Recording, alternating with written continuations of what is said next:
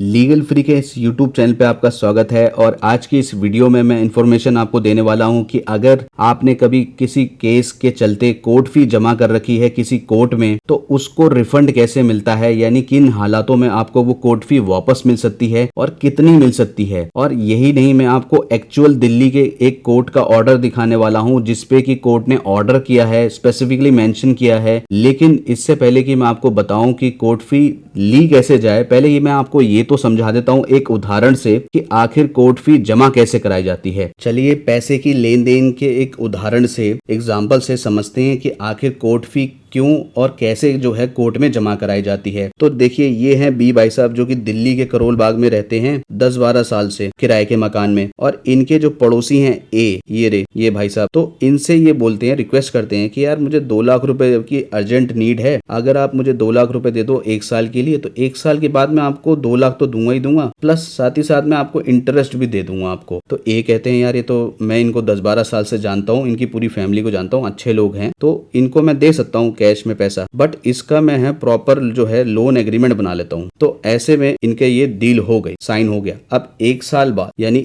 1 साल पूरा निकल जाता है। उसके बाद जब ए जो बी से कांटेक्ट करते हैं कि भाई मुझे जो है मेरा पैसा चाहिए, और बी यहाँ से भाग जाता है कहीं और, यानी इस किराए के मकान को छोड़ के। अब ऐसे में ए समझ गए, यानी इनकी इंटेंशन है ही नहीं पैसे लौटाने की। अब ए क्या करते हैं, रिकवरी सूट डालने के लिए तैयारी करते हैं। यानी कि जब आपको पैसा रिकवर करना होता है किसी के साथ, तो आप रिकवरी सूट डालते हैं। यानी कि करोल बाग का जो थाना है 30,000 कोर्ट का आता है, तो यहाँ पर 30,000 कोर्ट में अब रिकवरी सूट डलेगा। तो इसके लिए वो अपने एडवोकेट साहब से बोलते हैं कि भाई मेरी केस फाइल तैयार करो। अब वो एडवोकेट साहब क्या करते हैं, वो सारी जो है वो सारा केस फाइल तैयार करते हैं। आती है इंपॉर्टेंट कोर्ट फी की, यानी कि अब कोर्ट फी भी तो लगाएंगे। अगर आप बिना कोर्ट फी लगा के सबमिट कर देंगे ना कोर्ट को, तो वो रिजेक्ट हो जाएगा। तो इसलिए अब 2 तरीके हैं। तो सबसे पहला जो तरीका है कि या तो आप कोर्ट जाके ही कोर्ट फी ले लें, उसे आप अपनी केस फाइल में अटैच कर देंगे, एक तरीका ये है। दूसरा तरीका ये है कि डायरेक्ट ऑनलाइन जाओ, खुद ही पेमेंट करो उस वेबसाइट पे और प्रिंट आउट निकाल लो और वो आप अटैच कर दो केस फाइल के साथ। ठीक है, अब आप आपकी जो केस फाइल तैयार होगी है विद कोर्ट फी आपने अटैच कर दी है। क्या करेंगे आप, ऑनलाइन फाइल करेंगे। दिल्ली में जो है हर जगह ऑनलाइन फाइल होती है, ऑनलाइन पीडीएफ आप अपलोड करेंगे। तो पहले कोर्ट जो स्टाफ है ना, वो चेक करेगा कि आपकी जो पूरी केस फाइल है वो प्रॉपर तरीके से एज पर रूल ठीक है कि नहीं। अगर उसे लगा कोई दिक्कत है तो वो ऑब्जेक्शन रेज कर देगा और आगे नहीं जाने देगा। चलिए मान लेते हैं अब आपने कोर्ट फी प्रॉपर जो है आपने फाइल कर दी है और अब जो है आपकी एक्सेप्ट हो गई है। फिर वो आगे कहाँ जाती है, नेक्स्ट लेवल पे। यानी कि फिर आपका अगला काम क्या होता है, जब कोर्ट के पास सबमिट हो गई, आपकी एक्सेप्ट हो गई, ऐसा नहीं कि डेट लग जाएगी सीधा, ऐसा नहीं होता। फिर आप फिजिकली कॉपी लेके जाएंगे इंफॉर्मेशन सेंटर पे, यानी कि कोर्ट में, यानी कि हमारे इस केस में 30,000 कोर्ट में, जो कि इंफॉर्मेशन सेंटर है या फिर इसे हम कहते हैं फैसिलिटेशन सेंटर। यहाँ पर आप जाएंगे और फिजिकल हार्ड कॉपी जो है, जो आपने पीडीएफ अपलोड करी थी ना ऑनलाइन, उसी की आप हार्ड कॉपी जो है देने वाले हैं। और उसके बाद ये चेक करके इसकी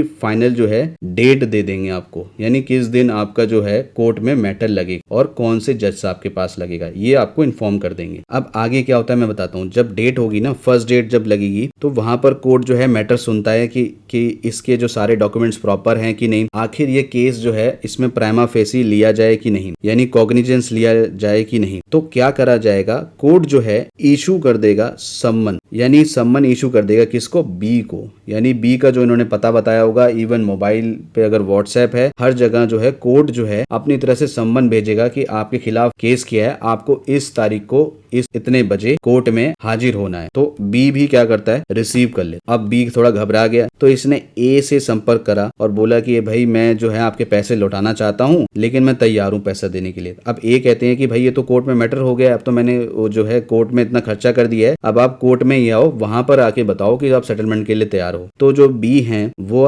पैसा जो है तुरंत जो है ए को लौटा देते हैं और आपस में जो है ये जो है एक एग्रीमेंट बना लेते हैं और कोर्ट में जाके दोनों गवाही दे देते हैं कि भाई हमारा सेटलमेंट हो गया है आपस में, आगे इस केस को आगे नहीं बढ़ाना चाहिए। बिकॉज क्योंकि अब सेटलमेंट हो गया है बी के साथ, हमें जितना पैसा रिकवर करना था वो हमें मिल गया है, इसके चलते इस केस को हम विड्रॉन कर रहे हैं एज सेटलमेंट। तो कोर्ट अपनी मोहर लगा देता है। जब कोर्ट इन दोनों का बयान दर्ज करता है कि हाँ भाई इसमें अब कुछ आगे बढ़ना की जरूरत नहीं है, ये मामला सेटल हो गया है, कोर्ट का भी काफी समय बच गया है और कोर्ट जो है एक ऑर्डर रिलीज कर देता है और इसी ऑर्डर में जो है कोर्ट फी के बारे में लिखा होता है कि कोर्ट फी कितनी और कैसे आपको मिलेगी। तो चलिए, जो मैंने आपको वादा किया था कि मैं आपको एक्चुअल कोर्ट का ऑर्डर दिखाऊंगा, अब वो मैं आपको दिखाता हूँ। अब देखिए, ये आप जो अपनी स्क्रीन पे देख रहे हैं ये एक्चुअल कोर्ट का ऑर्डर है, जहां पर ये आप देख सकते हैं केस नंबर दिया गया यहाँ पर, और ये आईसीआईसी बैंक ने किसी व्यक्ति पे केस किया था, रिकवरी सूट डाला था। इसमें जो है मैटर बेसिकली डिफेंडेंट के अपीयरेंस के लिए था, यानी कि पहली डेट लगनी थी। लेकिन देखिए कमाल की बात क्या हुआ है, वो बताते हैं कि matter has been settled with the defendant as the defendant has paid the amount to the plaintiff toward full and final satisfaction of the settlement. यानी आपस में इन्होंने सेटलमेंट कर लिया, ठीक है, पेमेंट भी वापस इनको पूरी मिल गई प्लेंटिफ को। प्लेंटिफ कौन होता है? जिसने केस फाइल करा है। डिफेंडेंट कौन है? जिसके खिलाफ केस फाइल हुआ है, रिकवरी सूट। अब इसका क्या मतलब है? इसका मतलब ये हुआ कि देखिए डिफेंडेंट कोर्ट में आया भी नहीं, यहाँ लिखा है ना नन फॉर डिफेंडेंट, कोर्ट में अपीयर नहीं हुआ है, लेकिन उसने पैसा चुका दिया है। तो कोर्ट को